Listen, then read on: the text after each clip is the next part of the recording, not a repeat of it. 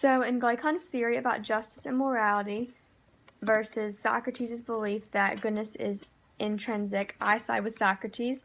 I believe that people are innately good, and Socrates, his student Plato, represents good because he also believes that good is intrinsic. So people do good for the joy of doing good. And I think this is innate in human nature. However, people are corrupt by our senses, meaning that people are assumed to do the best, but things that happen in their lives can cause them to do bad. And an example of a system where people are assumed to do the best is the honor code that we have at RPCS, and Gilman and Bremar as well.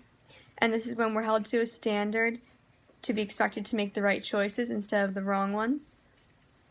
And I think this kind of pertains to the society that Socrates talks about, one that is prosperous and thriving.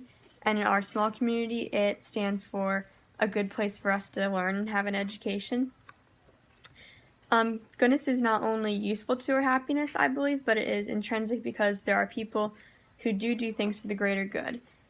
And that doesn't mean it has an immediate effect, but it will have long-term benefits to society and humanity. And there's also doing things to help others and not yourself, which I think is intrinsic. So this would, to prove Socrates correct, require that person receiving no praise or reward or money or recognition in return. And an example of this in my life is I have a family member, he's my great uncle, and when he died, my family found out that he has actually for the past 4 years been paying for a girl he knew to go to college. He completely paid her tuition because she couldn't afford to go to college, and he believed in the value of education. So I think that's an example that proves Socrates correct, because people he did good simply to do it for someone else. So the other two types of goodness are instrumental good and a good known as something that's laborious and painful yet beneficial. So instrumental good is when people do good because they like to do it and because it brings significant results that improve their life. So an example of this is that exercising is good for you and good for your health, so people just do it. And I think this idea of good, of instrumental good, kind of relates to intrinsic good because they both bring a joy or a sense of happiness. And I do believe that people are often more concerned with instrumental value or instrumental good, these days especially. And this means that they kind of are more concerned with these benefits. And these bring up the questions of what good and bad really is, because are they doing good to be good people? Because they want to assume that people think they do good things. So that asks, like, what is good and what is bad and what is right versus what is wrong. And people have different ideologies of this, and that kind of revolves around nomos, like how they're raised to think what good is. And I'm curious to what you all think about that and what your opinion on what's right and wrong is. In terms of reputation, I think humans are inevitably going to be concerned about their reputation. That's kind of how we're brought up in life. We're brought up to be aware of ourselves and the others around us, and we kind of learn to form these opinions of things, but also other people, and about what they do. So people have opinions. These opinions often take the form of judging people, and I think that's where reputation takes a turn towards Glaucon's theory, and people begin to worry about their reputation. But I think reputations are also practical. For example, applying for college or a job, you need to have a good reputation. And sometimes humans are unjust in the sense because it causes us to be unjust, because we have to be aware of our reputation in order to seem professional.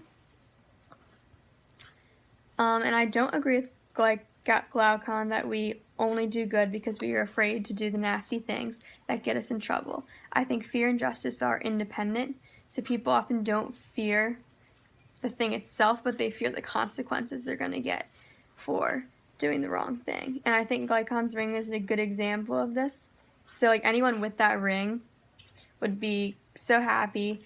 They could do so many things, you know, it's so powerful because you have control over so many things, and you have control over yourself. But the ring could get you into trouble because, let's say you use the ring for a bad reason. You use it to skip class or to steal something. So obviously those are going to have greater consequences. But it depends on what you choose to do with it. So you could choose to use the ring to help the greater good, not necessarily to help yourself. And I think that goodness does not have, like, the value of goodness. I don't think there's a true value. It's kind of like a priceless thing. And I think that explains why good things happen to bad people and bad things happen to good people. Because likewise, there are good things that happen to good people and bad things that happen to bad people. And they're not mutually exclusive. And people are often criticized for their goodness. Like Nelson Mandela was an example someone used in class today. And he try to do good or advocate for human rights, and he knew he would get punished to some degree. And I think this only enforces the idea that people do things for the greater good, and people do things to be kind as well, kind of like the example of my great uncle earlier. And so in the text, Glaucon says, "In which these classes do you place justice?" And he asks to Socrates. And Socrates says, "It belongs in the fairest class, that which a man who is happy must love both for its own sake and the results." And so my question to all you guys is, who is the fairest class that Socrates is talking about? And does this mean that only happy people are truly just? And I think this relates how the discussion we had in class, we talked about the difference between a just person and an unjust person and who lives a better life. And one thing that Glaucon says is that everybody sees the life of an unjust man is better than a just man. And I kind of disagree, because although an unjust man may get what he wants in life, a just man may be happier with himself for doing the right thing. And this kind of puts him in the fairest class that Socrates describes. And yeah, that's about it. I was talking earlier with Sarah, and we were talking about how Socrates died for his own philosophical principles, so they wouldn't have to be refuted.